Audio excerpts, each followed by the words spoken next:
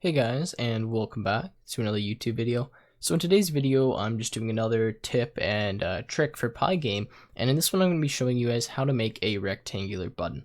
Now this is fairly simple, although I've made it a little bit more complex just so that you can do more with the button. I'm going to show you a quick example here of what my button looks like.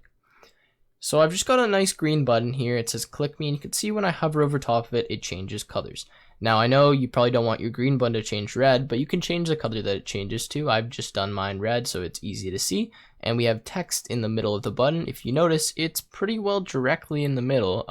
Maybe it could be moved down a little bit in the Y. Actually, no, it looks pretty good in terms of being pretty centered. That's what I've tried to do there. And if I click the button, you can see behind me on the console, it says click the button. If I click outside the screen, it's not working. My mouse has to be on the button for that to work. So if you want to learn how to do this, make sure you stick around for the rest of the video. And if you're really not interested in how it works and you just want the code, go ahead and go down to the description down below. And I'll have the code, the class for my button, if you want to just copy and paste that into your own program. And you're going to have to figure out how to use it on your own, though, if you don't watch the rest of the video. So let's get into the kind of explanation here now.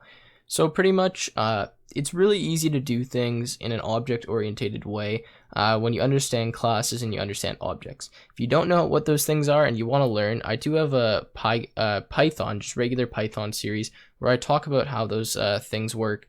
And if you learn those, it's really useful for just your coding ability. So I'll put a card for that in the top right-hand corner now.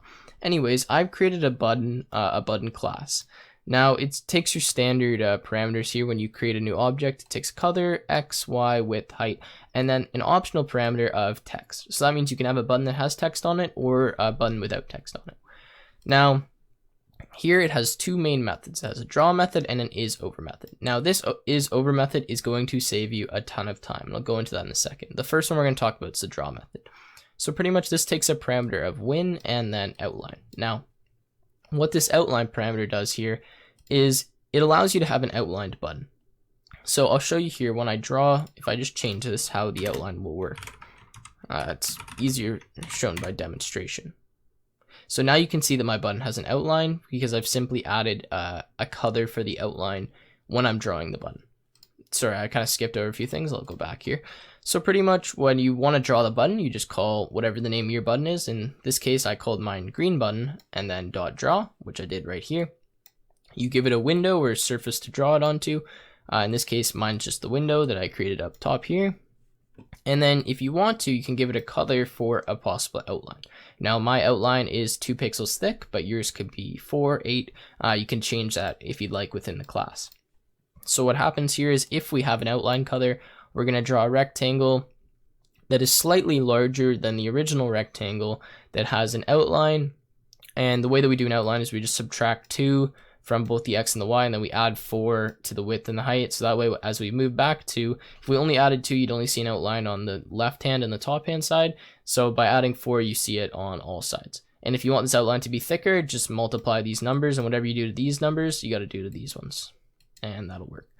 All right, and then we just draw a regular rectangle, the one that we've defined up here. So we have a color, X, Y, width, height.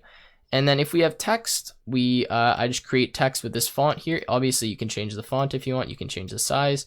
I render it out, I just default it to black, but again, you can change that color. And then this long mess here is what centers it in the middle of the button. I did that for you guys so that it's easier when you're using it. And then this isOver method here pretty much checks if your mouse is over top of the button.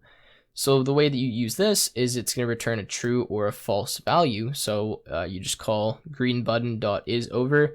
You give it a coordinate. So just the mouse position is what this one takes, but you could just give it like an X, Y, and a tuple, and that would work as well. And it tells you if that position is over top of the mouse. It just does that by doing a quick little comparison here. If you watch my Pygame programming series where I made a game, then I do a similar thing in that. And yeah, it just gives you either true or false. So then that way you can tell if you clicked the button or you did not.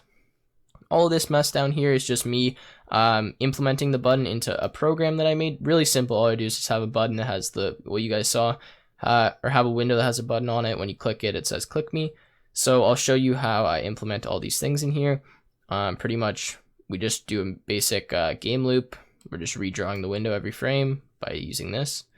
and I create the button by just doing green button and then a new instance of the button. So button, that's what I called my class. We give it a color, X, Y, width, height, text.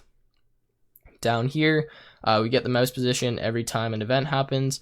And then if we're clicking our mouse button, so you can probably hear me clicking now, then it's just going to call this method, so green button.isOver. If we're over top of it, it's going to say you clicked on the button. Now this is where things are, I wouldn't say tricky, but a little bit different. Whenever we're moving the mouse, so we're going to check to see if the mouse is over top of the green button. This doesn't mean we've clicked on it, it just means that we're hovering over top of it. And then what we're going to do is if we are hovering over top of it, so if this is true, then we are just going to change the color to red. And if we're not hovering over top of it, we're going to change the color back to its original color of green. So I hope this helped you out. If you want to just take the code for it, you can play around with this class. Simply just, I'm going to put this in the description down below, copy and paste into your program. If you guys have any questions, feel free to leave a comment down below. I try to respond to all my comments. And if this video helped you out, please help me out by leaving a like and subscribing, and I'll see you again in another video.